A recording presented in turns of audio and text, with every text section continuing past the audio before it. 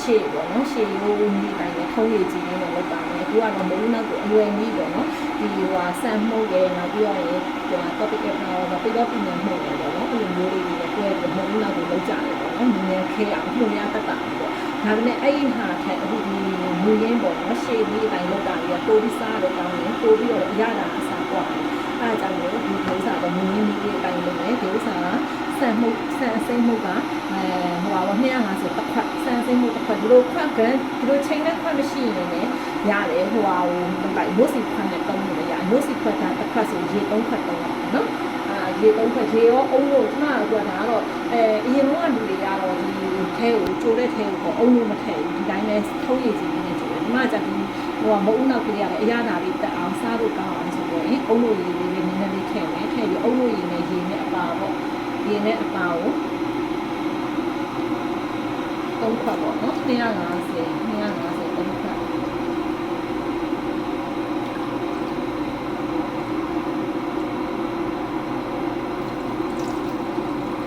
ါထုံးရည်ကြီးညစိတ်ထားတာ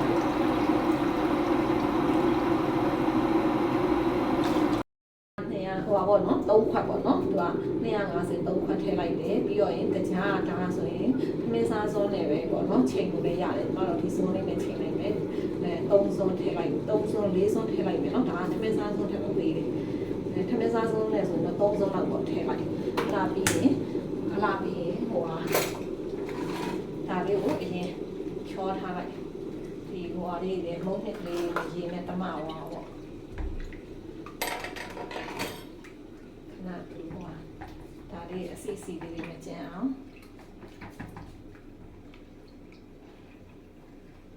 အဲ့လိုဖြောပြီးပြီဆိုရင်သူ့ခဏသူနှက်ထားလိုက်ပေါ့နော်မုံနှစ်ကိုနှက်ထားတဲ့အချိန်မှာဘာလုပ်ရမလဲဆိုတော့ရင်ဒီတာကူကကြတော့ရင်ဒါကိုကြိုက်ရင်လည်းကြိုက်လို့များများထည့်လို့ရတယ်မကြိုက်ရင်လည်း short ထည့်လို့ရတယ်ဒါကတော့တဘောပေါ့နော်ဒါတာကူလေးတွေကကြတော့ရင်ဒါဟိုဟာဆိုရင်စံမုတ်တစ်ခွက်ဆိုတာကူကတဝက်ပေါ့နိုးစီဘူးတဝက်ပေါ့အဲ့လိုမျိုးနဲ့သုံးလိုက်နော်အကယ်ပိုးပြီးကြိုက်တယ်ဆိုရင်လည်းနိုးစီဘူးတစ်ခွက်ထည့်လည်းရတယ်တာကူကအဲ့ဒါလေးတွေကိုပြီးရေဆေးမယ်ရေဆေးပြီးတော့ရင်သူ့ရင်နွေးဆူဆူလေးတွေမှာထည့်ပြီးပြုတ်မယ်ပေါ့နော်အခုဒါလေးအရင်လုပ်ကြမယ်ဒါလေးခဏထားလိုက်မယ်ဒါကတော့အခုတာကူဂျိုဖို့ပေါ့နော်ရေနွေးကိုအရင်ဆူအောင်တဲထားတယ်ဒီတာကူလေးကကြတော့အင်းခုနရေလေးနဲ့ဖွာလေးပေါ့နော်ခဏဆေးထားတယ်ပေါ့တစ်ထပ်ပေါ့ဆေးပြီးတော့တာကူကိုရေနွေးဆူဆူတဲကိုထည့်ပြီးတော့ရင်ဂျိုလိုက်မယ်ပေါ့နော်မျက်စိတာကူမျက်စိလေးတွေအစီလေးပျောက်ပြီးတော့ရင်တာကူလေးကြီးသွားတဲ့အထိပေါ့ဂျိုလိုက်မယ်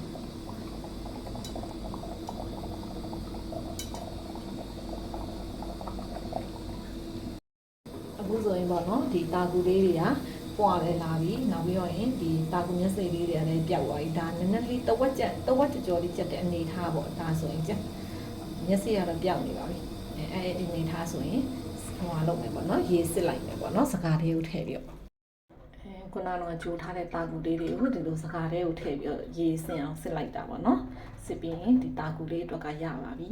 ခုပါပေါ့နော်မုံနောက်အပေါ်မှာဖြူစားဖို့အတွက်အုံးစီချက်ကလေးလုံးလို့ပေါ့နော်ဟိုဒီကအုံးလေးတွေကကြတော့အကုန်လုံးကအစီထုတ်ပြီးသားအုံးလို့ဖြစ်နေတဲ့အတွက်ကြောင့်မို့စီလေးနည်းနည်းလေးထည့်ပြီးတော့ရင်သူအုံးစီချက်လုပ်မယ်ပေါ့နော်မြန်မာပြည်မှာဆိုရင်တော့ပုံမှန်တိုင်းကတော့အုံးလို့တွေကိုကကိုအုံးလေးချစ်ပြီးတော့ညှစ်ပြီးတော့ရင်အုံးစီချက်လုပ်ရင်ကျမကတော့ဘာစီမှမထည့်ဘူးပေါ့နော်သူ့ရဲ့ဟိုအုံးလေးကထွက်တဲ့အစီနဲ့ပဲအဲ့လိုလုပ်တာအခုဒီမှာကျတော့အုံးလေးကအစီထုတ်ပြီးသားဖြစ်နေတဲ့အတွက်ကြောင့်မို့ဒါလေးကစီလေးနည်းနည်းလေးထည့်လိုက်တယ်ပေါ့နော်ထည့်ပြီးတော့ရင်အုံးစီချက်ကိုကြိုးပါမယ်ဒါလေးကအခုအုံးစီချက်ပေါ့နော်သူကမှွေးပေးရတယ်အခုမကတ်အောင်လို့ခန်းတဲ့အထိပေါ့နော်ကျူရမယ်စားမရဘူးအုံးစီချက်ကျိုတဲ့အချိန်မှာစားနည်းနည်းလေးပဲထည့်မှာအကုန်မထည့်ဘူးစားငံမှာကြောက်လို့မုံစားကဘာလို့ထည့်ရလဲဆိုတော့စားလေးနည်းနည်းလေးထည့်တာပေါ့နော်ဘာလို့သူကစားထည့်ရလဲဆိုတော့ရင်အုံးစီချက်ကသူကဟိုဟာပေါ့နော်နောက်ရက်တွေကျန်ရင်လည်းသူကအထားခံအောင်နောက်ပြီးတော့အရသာတွေလေးပြင်အောင်စားကိုနည်းနည်းလေးပဲထည့်ရတယ်အဲ့မှာစားတော့မများစေနဲ့ပေါ့များရင်တော့ငံသွားနေမယ်ပါကင်ရလေးပဲထည့်ပြီးတော့ရင်ဒါကိုခန်းအောင်ကြိုးရမယ်ပေါ့နော်ဒီဆိုရင်စီရတဲ့ပြန်လာပြီပေါ့နော်တဖြည်းဖြည်းဒီလေးပြန်လာပြီဘယ်အိုးအကြီးပြီးတော့အုံးကြီးကနည်းနေတဲ့အခါကျတော့ပြဖို့တော့အုံးစီချက်ကလေးတွေနည်းနည်းလေးရတယ်ဒီမရှိတော့ဦးနေတဲ့ခြေပါစီလေးပြန်လာပြီဆိုရပါပြီရှင်အခု အခုဆိုရင်အုံးစီချက်မှုမွေးလေးရပြီပေါ့နော်စီလေးတွေလည်းပြန်လာပြီအခုမဟုတ်ဦးနောက်ကျတော့မယ်ပေါ့နော်ခုနကတော့ချောထားတဲ့စမ်းမှုကလေးတွေကို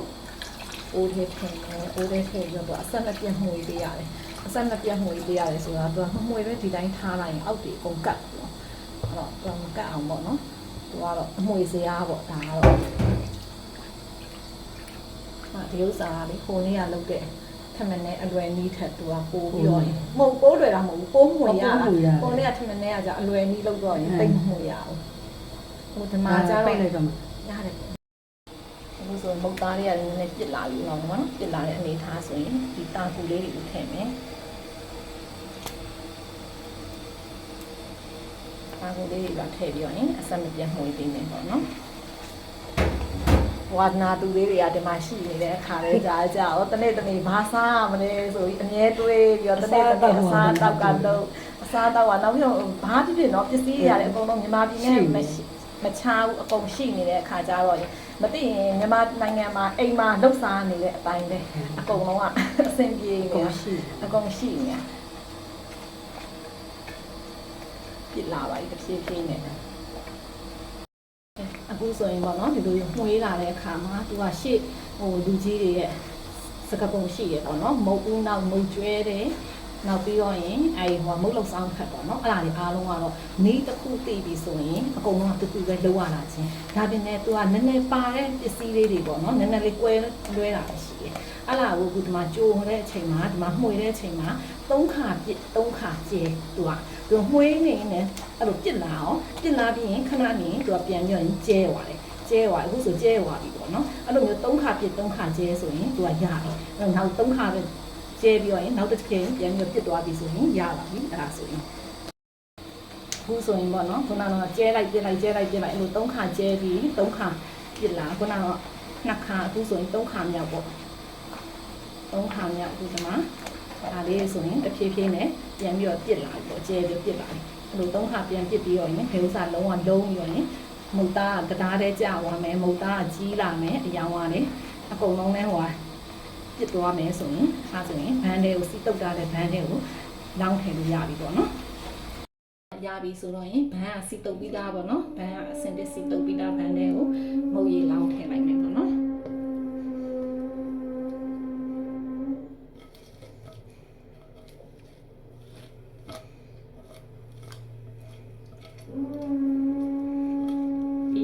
မျက်နှာပြင်လေးညှိထားရမယ်။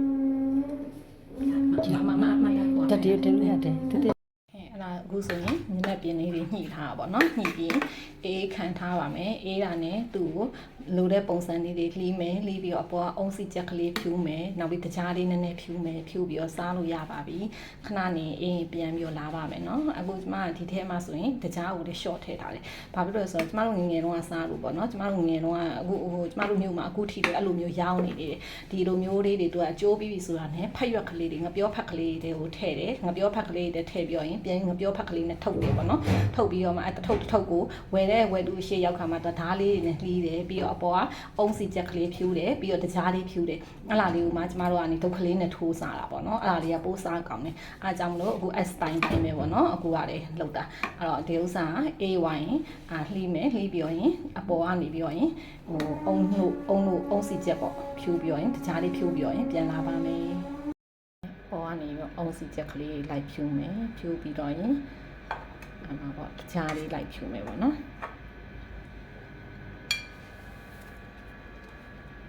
မလေးအဲ့လိုတကြားကိုအပေါ်အဲ့လိုဖြူးစားတာကိုပိုကြိုက်တယ်အားကြောင့်မလို့အတွင်းထဲကိုတကြားကိုနည်းနည်းလေးထည့်တာထည့်အပေါ်ကတကြားကိုစားချင်တဲ့လောက်အချိုလောက်ကလေးပဲပေါ့အားကြရင်လည်းကိုကအချိုကြိုက်ရင်ပိုးစားပေါ့အချိုပိုးထည့်အချိုမကြိုက်တော့နည်းနည်းပဲထည့်ပေါ့အဲ့လိုဖြူးစားပိုကြိုက်တယ်